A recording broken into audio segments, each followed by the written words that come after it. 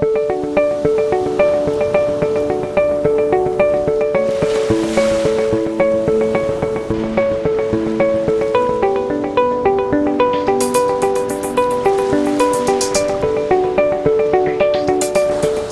welcome to Bodega Marine Reserve in Bodega Bay, California. My name is Eric Sanford and I'm a professor at the University of California, Davis. I'm a marine ecologist who's interested in studying rocky shore communities here on the California coast. One of the best parts about my job is that I get to spend a lot of time outdoors in really beautiful places like this one. We live in a time when marine ecosystems are changing rapidly.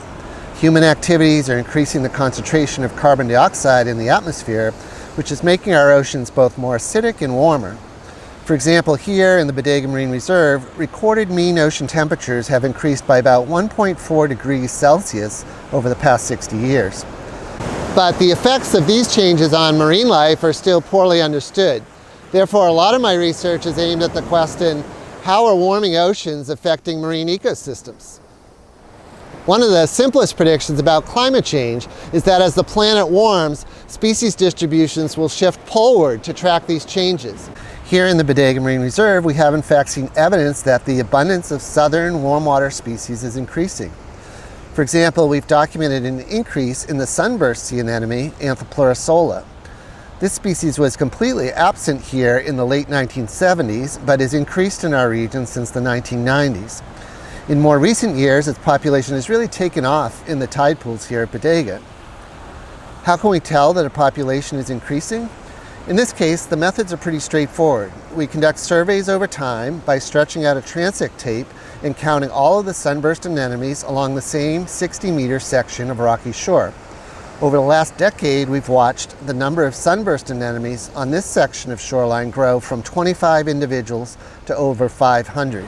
So what does this new arrival of the sunburst anemone mean for other species here on the reserve? Well, the giant green anemone, Anthopleura xanthogrammica, is a more northern sea anemone that is common in tide pools on the reserve. One possibility is that these two sea anemone species might now compete for space. Although sea anemones might look a bit like passive flowers, they are actually animals that can be surprisingly aggressive. Beneath their tentacles, some sea anemones have white club-shaped structures called acroragiae that are packed with stinging cells. Two undergraduate students here at the lab, Hao and Seth, conducted experiments where they put the two sea anemone species together in a laboratory tank. When the sunburst anemone is placed next to one of its northern counterparts, it inflates its acroragiae and reaches over to repeatedly strike its opponent. Here you can see these interactions sped up in this time lapse. When they ran replicate trials like this in the lab, the sunburst anemone was always the winning aggressor over the northern species. Therefore, as these southern anemones increase in abundance here at Bodega, they might displace northern sea anemones from some tide pools through this aggressive competition.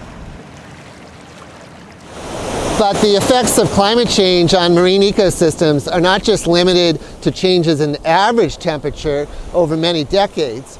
Instead, we're also interested in how extreme events like marine heat waves might be impacting our oceans. A marine heat wave is a period lasting from a week to more than 6 months where water temperatures are far warmer than normal. From 2014 to 2017, the West Coast experienced a series of marine heat waves associated with oceanographic events known as the warm water blob and the El Niño. These events led to extended periods when ocean temperatures were often 2 to 4 degrees Celsius warmer than normal. So what effect did these marine heat waves have on the distribution and abundance of marine animals along our coast? Well, our interest in this question began right here on Horseshoe Cove Beach. One morning in July of 2014, my collaborator Jackie Soanes was walking along this beach when she spotted a large, colorful jellyfish washed ashore. This turned out to be a purple-striped jellyfish, a southern species that is not normally found here in Northern California. Over the next few years, as the marine heat waves progressed, we documented many other unusual southern species arriving here at Bodega. To do this, we spent a lot of time in the field conducting surveys and looking for southern species that have not typically been found in our region.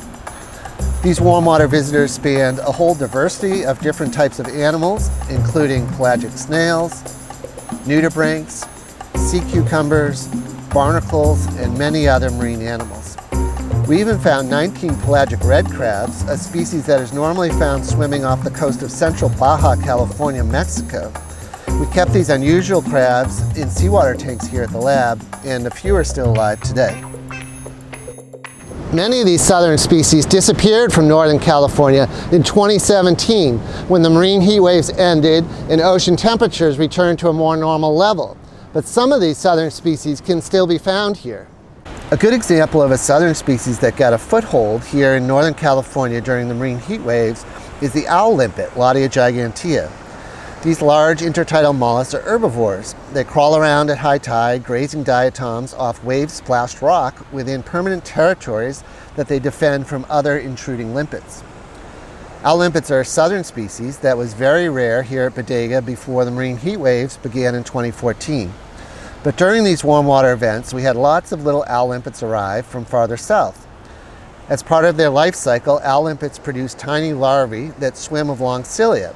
They look a bit like underwater helicopters. These larvae are dispersed by ocean currents and spend 5 or 6 days out at sea before they wash back to the rocky shore, where they attach and metamorphose into very small owl limpets. Every year we conduct annual surveys within the reserve where we count the number of limpets present and record their sizes to examine the survival and growth of owl limpets. In this way, we can determine whether owl limpet populations are increasing here through time. In addition to this ecological question, we are also trying to test what role evolutionary processes might play during geographic range expansions. In particular, we're interested in whether these new owl limpet populations here in the north might differ genetically from those farther south. It is possible that as owl limpet larvae were transported north, the larvae that survived this journey were only a specific subset of the genotypes that are found farther south. In other words, natural selection during dispersal might favor the survival of only those genotypes that are well suited to living in these northern waters. To test whether these evolutionary processes are occurring, we're collaborating with Dr. Rachel Bay here at UC Davis. Dr. Bay and her lab will be sequencing DNA from owl limpets to test whether these new northern populations have diverged genetically from southern populations. Sometimes people ask me, how did I first get interested in marine science? Well, my passion for marine life actually began by taking field trips during college courses. In fact, I even had the opportunity to take a field trip here at Bodega Marine Reserve over 30 years ago.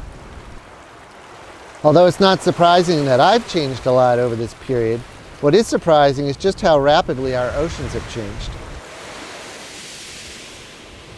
We still have a lot of work to do to understand how warming ocean temperatures are affecting marine ecosystems, but our research so far indicates that southern species are increasing here in Northern California.